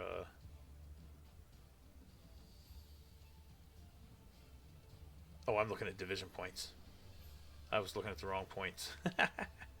Calderac has a 5-point lead, so he's actually got a 2.5 game lead over the Dark Elves. Yeah. And over the Orcs and the Chosen. Yeah. All three of them are on the same point. Yep. So pretty firm lead there for the Necro of Calderac. I was looking at division points. And division points matter for tiebreakers for the playoffs later on. So that's why those are in there. Okay. So division points are only the records that you have against your 3 division mates. So the AFC North is its own division. The AFC Central is its own division. For those that are watching and curious what we mean by that. The conference encompasses all 12 teams. A division encompasses those 4 teams. So for the AFC... go ahead. Just like the NFL. Yep, exactly. Yep. So for the AFC Central, Squirm is in the lead here by 1 game over Dakaz. And then a game and a half over Mamudis' Amazons. So a little bit tighter division race going on here. And then in the AFC South, we got the Vampires with a half-game lead over the Lizards, who still have to play, and Manile and his Nurgle. And then a full game ahead of the 4th-place team. So that's a very tight division there. Good race going on in that division. All right. I mean, if it wasn't for Cal going up ahead, it looks like everyone's pretty... There's a lot of 3s and 2.5s. Yep. In all of those divisions. Yep. Some really good, tight games going on in this division or this conference. So. For the NFC, in the NFC North, we have Laz with a half-game lead over Houndot and Chet. So a good, tight race there between the top 3. The new coach will be coming in to take over the Orc team here. Unfortunately for them, they do inherit the same record, so they will come in at 0-6. But there's still 8 games left, so plenty of time for them to make a run and potentially sneak into the playoffs if they have a good last 8 games. Yeah. In the NFC Central, Hark now has 2 losses after starting the season 4-0. And they are 1 game ahead of Loop and Vort. And then the Sloth is a few games behind that. In the South, we got Colon and the Amazons there with 5 wins and a loss at 5 points. And they are 1.5 point ahead of Welgemere, 2 points ahead of Sanders, and 2.5 ahead of Anders. Sander and Anders. That's a mouthful. And that's the NFC. Over in the WFC, my conference, we got the Up Division, which has Bob and Aldrich both tied for the division lead. And then 1 game behind that is the Goblins of Rushed, and 2 games behind that is Scully. And actually, real quick, let's just see if that Goblin game is done yet. It is, and it was a 1-0 win for Duke and the humans. So let's just update this real quick while we're here. Duke gets the win, and Rushed took the loss. It was 1-0 for Duke, so 8 there, 4 there, and then the casualties was 2-1. The Gobs got 2 casualties. So 9 and 12. Whoops.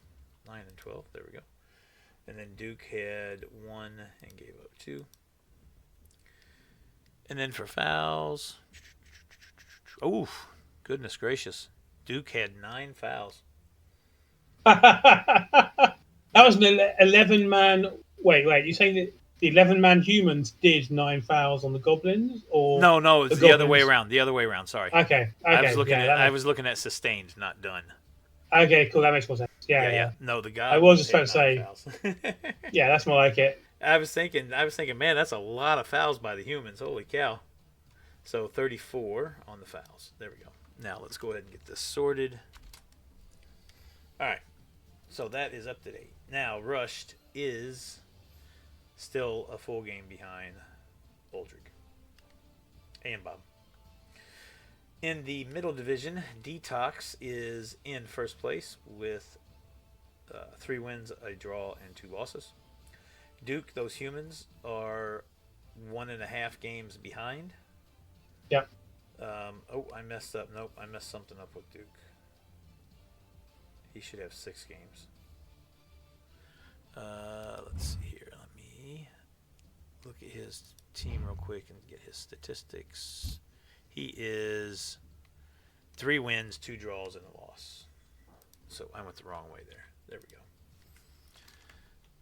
Let's resort that. So now that puts Duke in the first place. Maybe. Yep. There we go. All right. So Duke now is in first place with 3 wins, 2 draws, and a loss, and Detox's Amazons are a half game behind. And then 2.5 games behind that is Agent, Murloc, and Curdo even further behind that. In the WFC down, I am the current leader after taking the first loss this week. 5 wins and a loss, and I'm at 5 points. The Rats of Code Goon are 1.5 games behind, and then tied for third is Tim Dog and Sophiana at 2.5 games behind. So the North is the Up division is the tightest division. 2 people tied at first at the top, and then 1 game behind and 2 games behind for the 2 coaches trailing them. Yeah. Although second place in your division looks pretty close as well, right? Yeah, well, in the middle, the top 2 in the middle are close to a half game between them. So it's still early in the season. Oh yeah. Like I said, still 8 games to go in the regular season. So. And you'll be happy to hear that I went for the humans, so got an extra point along with Galentio. Okay. In the betting. Yep. All right. Oh, gotcha. In the betting. Yeah.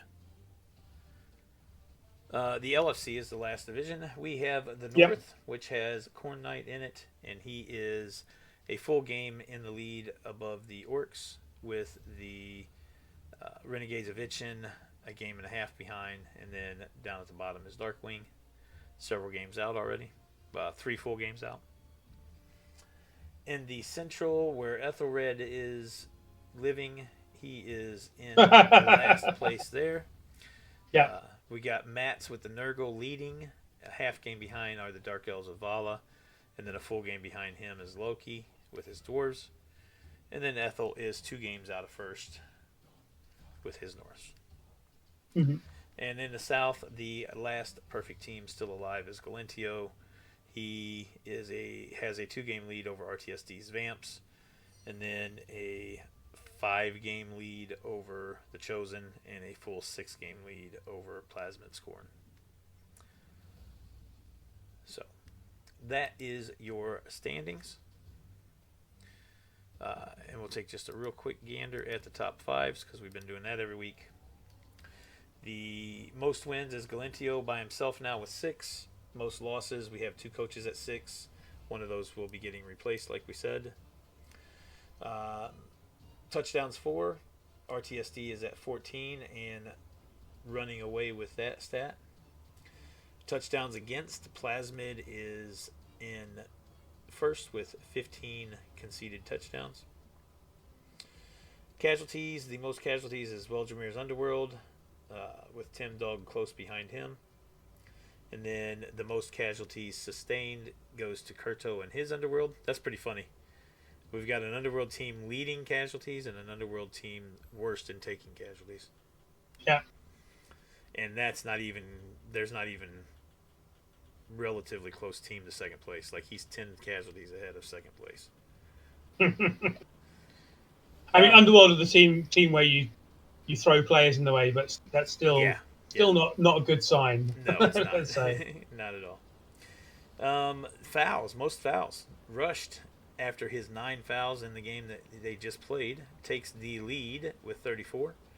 And I think he was in the lead before that. Nah, Nimrokin's been in lead most of the season. It's been close between the two of them, but Nimrokin's been in lead over him for most of the season so far. But the Goblins did get ahead of him now, and just barely ahead of him, only by 2. We can't see on the screen, by the way. Oh, I forgot to move it over. There we go. That would have helped. Yeah, I mean, it only really made a difference in fouling. I was like, yeah, where is it? Am I missing it? So it took me a second to pass. There we go. And then the last side here, we got the best defense is Galentio in first, only giving up 1 touchdown. And then myself, I'm a couple behind him now. I've given up 3. And then touchdown deltas, we got RTSD's Vamps is a difference of 10. So he's scored 10 more than he has given up. And then right behind him is Galentio with 9.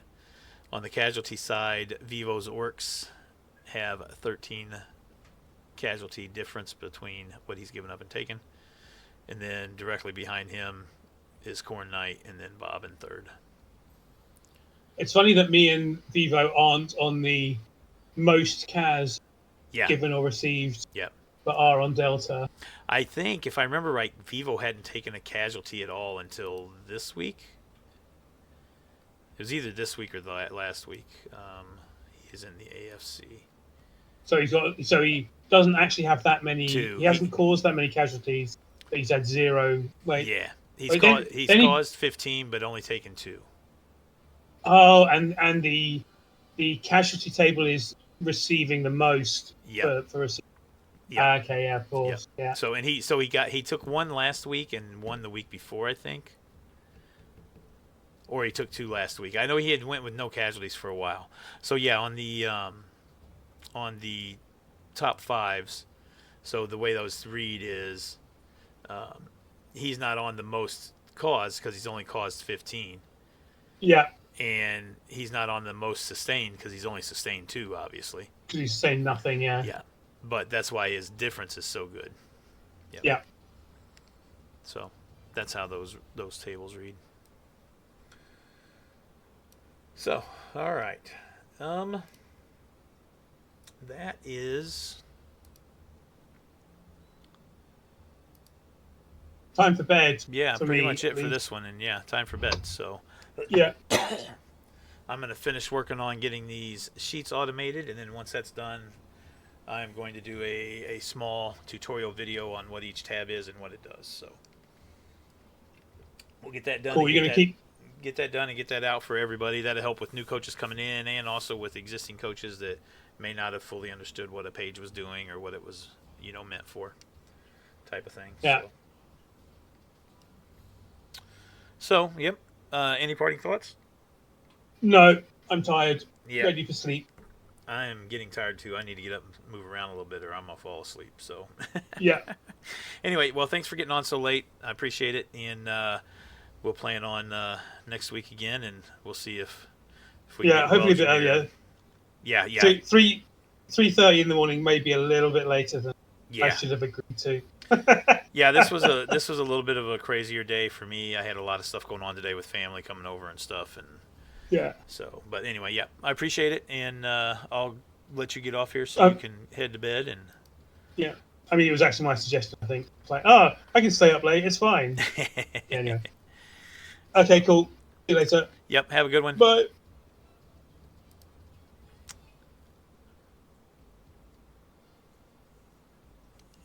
All right, so for the recording, that's going to be it. Thanks everybody for getting on and watching on that side of it, and we'll see everybody back here next week for the next episode. Until then, have a good one.